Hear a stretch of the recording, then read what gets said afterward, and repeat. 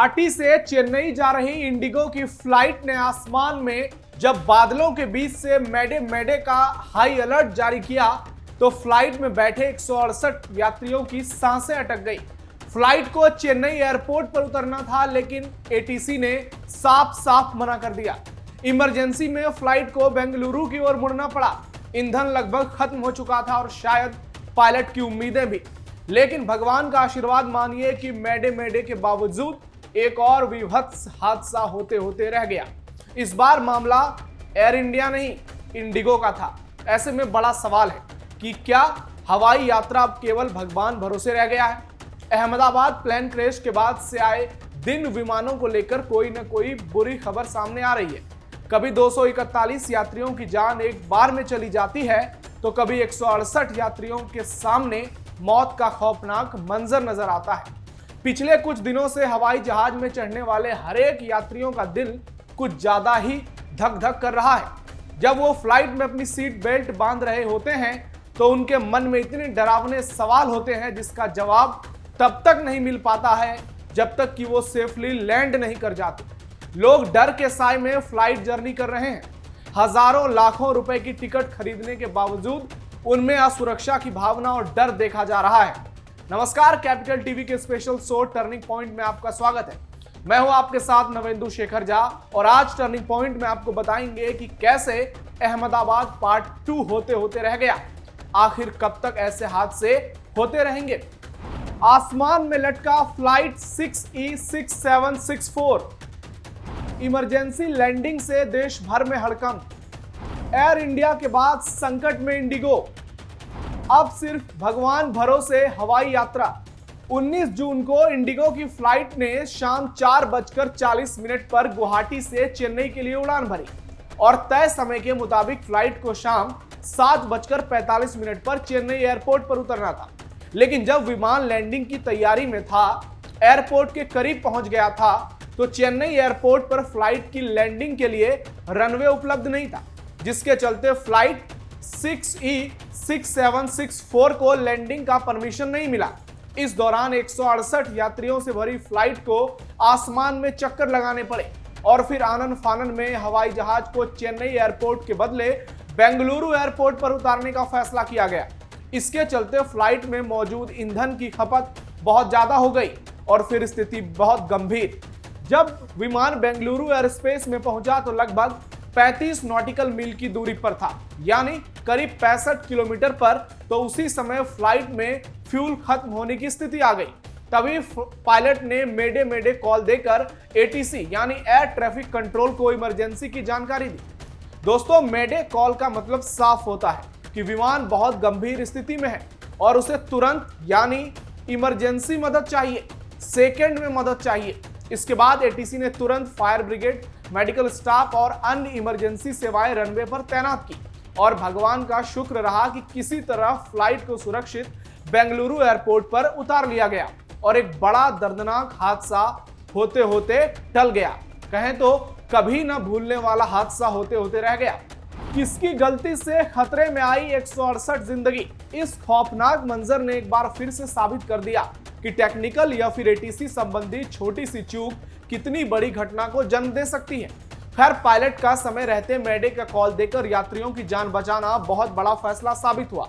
लेकिन इस पूरे घटनाक्रम ने एयर ट्रैफिक कंट्रोल और फ्लाइट प्लानिंग की कार्य प्रणाली पर गंभीर सवाल खड़े कर दिए हैं और अब जांच पूरी होने के बाद तय होगा कि गलती किस स्तर पर हुई है, एटीसी, एयरलाइन मैनेजमेंट या फिर पायलट, क्योंकि जांच में चेन्नई से लेकर बेंगलुरु तक का मामला साफ होगा।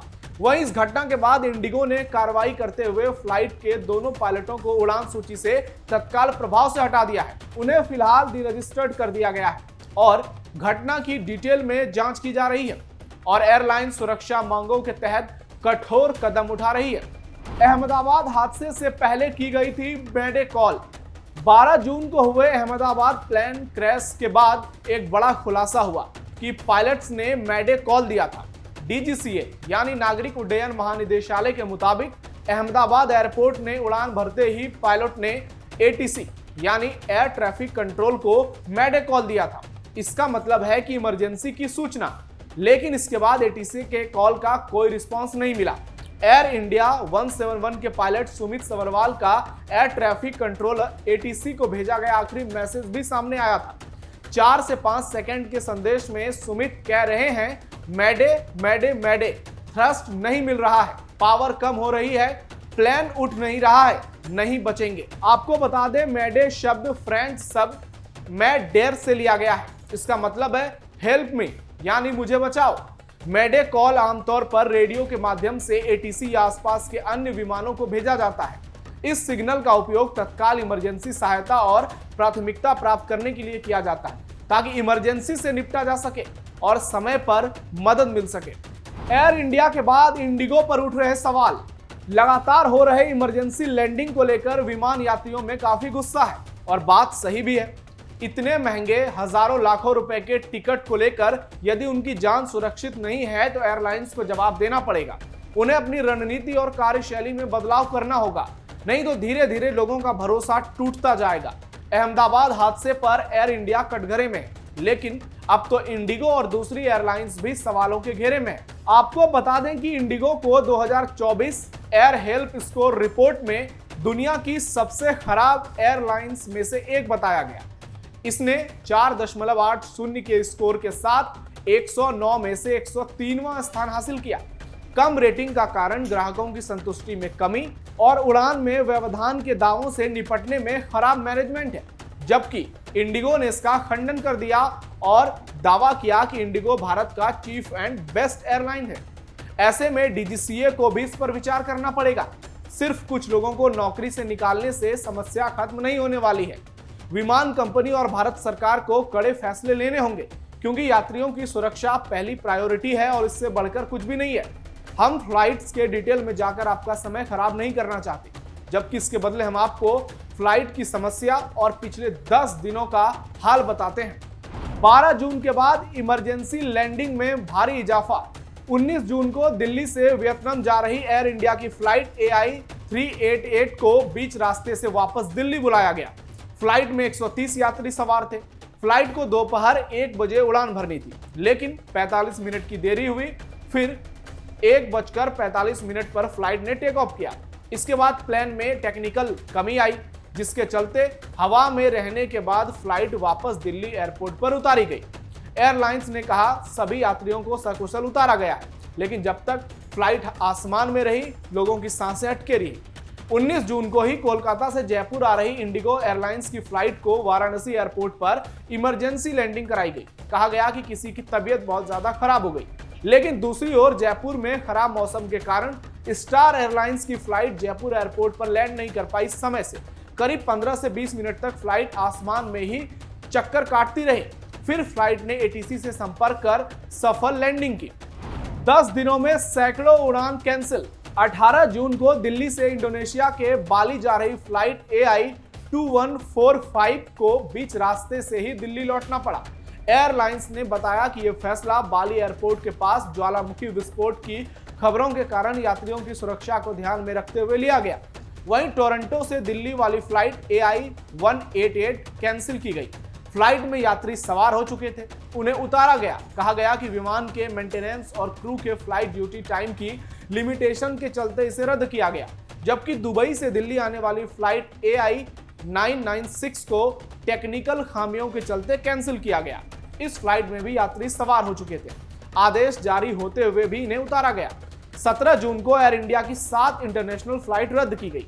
इसमें Ahmedabad London, Delhi Paris, Delhi Vienna, London Amritsar, Delhi Dubai, Bengaluru London और सैन फ्रांसिस्को मुंबई की फ्लाइट शामिल है। डीजीसीए के मुताबिक 12 से 17 जून के बीच एयर इंडिया ने बोइंग 787 की फ्लाइट्स को मिलाकर 66 उड़ानें रद्द की।